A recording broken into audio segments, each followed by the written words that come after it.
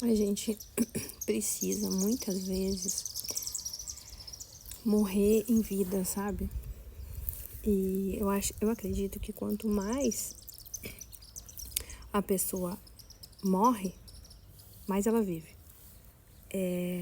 Pessoas que não se permitem morrer para velhas coisas, morrer os seus velhos eus, elas ficam nem zumbis.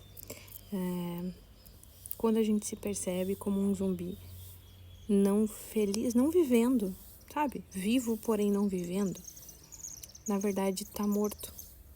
Então quem mais vive é quem mais morre, quem mais se permite viver o luto. E esse período entre morrer uma parte, morrer um eu teu, e nascer o outro, tem um luto, tem uma gestação e tem um parto. E depois do parto tem aquele limbo, não é mais um limbo, né? Mas é um vazio de que tu tem que preencher com um ensinamento de coisas novas. Então é como se fosse uma criança pequena, então tenha paciência, se tu tá vivendo esse período. Tenha paciência contigo mesmo, como com uma criança que não sabe falar direito, que não sabe, que tu tem que ensinar e mostrar novos paradigmas e ela não caminha direito, ela não fala direito, ela não vai no banheiro direito, ela não come sozinha, ela não faz as coisas sozinha e ela não conhece as coisas, tá? Tem um vazio ali pronto para ser preenchido. E aí que tu escolhe as coisas novas para preencher esse novo eu. Então, são essas fases e às vezes a gente não tem paciência, está perdido nisso. E a mente, ela vai se tu parar pra ouvir a mente, ela vai te enlouquecer, porque de um jeito ou de outro ela vai querer te levar pra uma autossabotagem, que é te levar de volta pra velha vida, pra vida que tu nem tava vivendo. Tu tava existindo lá, mas tu não tava vivendo. Tu tava vivo, mas não tava vivendo. E aí tu, tipo, morreu, aquilo tudo ficou, sabe? Viveu um luto, uma coisa desgranida, que é o luto que... O luto de uma coisa que não tava mais fazendo bem, é aquela sensação de uma pessoa que tu tá vendo sofrer, mas que tu sabe que tu vai sentir saudade quando não tiver, mas que tu não quer mais que ela fique ali sofrendo. E aí ela parte, ela morre. O que fica? Fica uma saudade das coisas boas que tinha, mas fica um alívio, um vazio e uma sensação de tá, e agora o que eu faço? Porém fica uma saudade. Uma saudade, esse é o luto, né? Uma saudade, porém um alívio. Porque tu não tava mais... A pessoa que tava ali, por exemplo, o moribundo, não tava mais usufruindo de nada. Tava ali quase em estado vegetativo. E às vezes esse moribundo é tu. Às vezes essa pessoa é tu. Em uma área da vida isso pode acontecer. Em uma área da vida, por exemplo, em relacionamento. E na outra área da tua vida tu tá bem. Então são por áreas.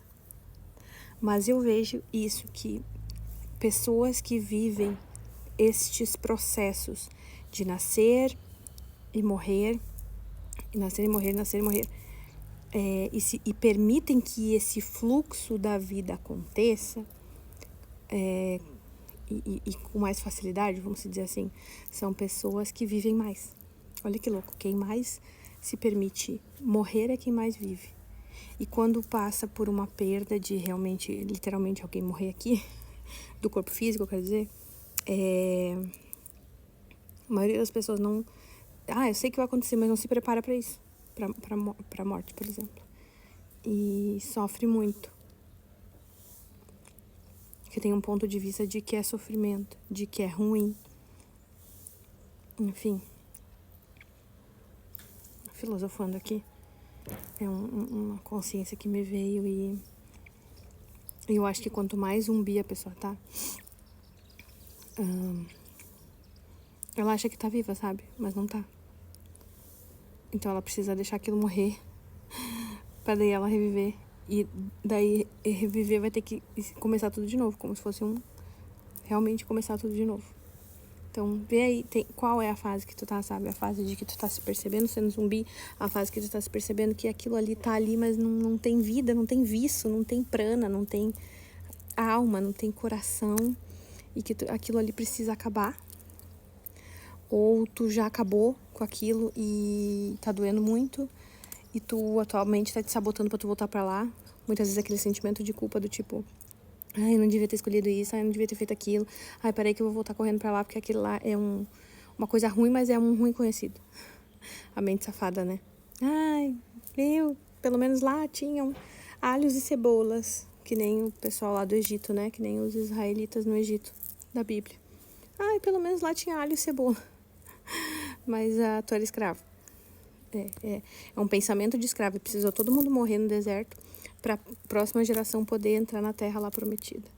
Então nós temos vários exemplos para usar como em paralelo, né? Com isso. Mas enfim. Então, a autossabotagem da mente tem que estar presente, né? E seguir caminhando e ensinando essa criança que está nascendo aí, que é tu mesmo, que esse outro eu teu, com novos pontos de vista que não são os velhos. Então, se tu ficar tendo as mesmas conversas, olhando os mesmos programas, lendo as mesmas coisas, fazendo os mesmos programas, comendo do mesmo jeito, comprando as mesmas coisas, agindo da mesma forma, não vai funcionar, entendeu? Vai ser mais do mesmo, mais do mesmo, mais do mesmo, mais do mesmo.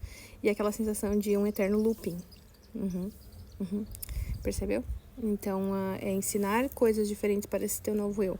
Pontos de vista diferentes. E aí vai entrar no ponto de vista de permitir-se ser julgado pelas pessoas, porque elas vão olhar e muitas delas vão preferir a tua versão anterior. Muitas delas vão dizer, nossa, tá muito diferente, tá muito mudado, e blá, blá, blá, blá, blá, blá, blá, blá.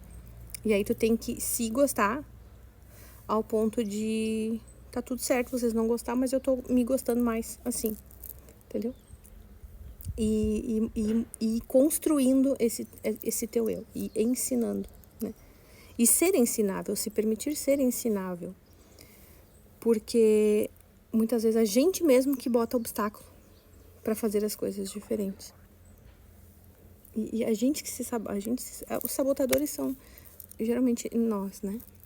É isso.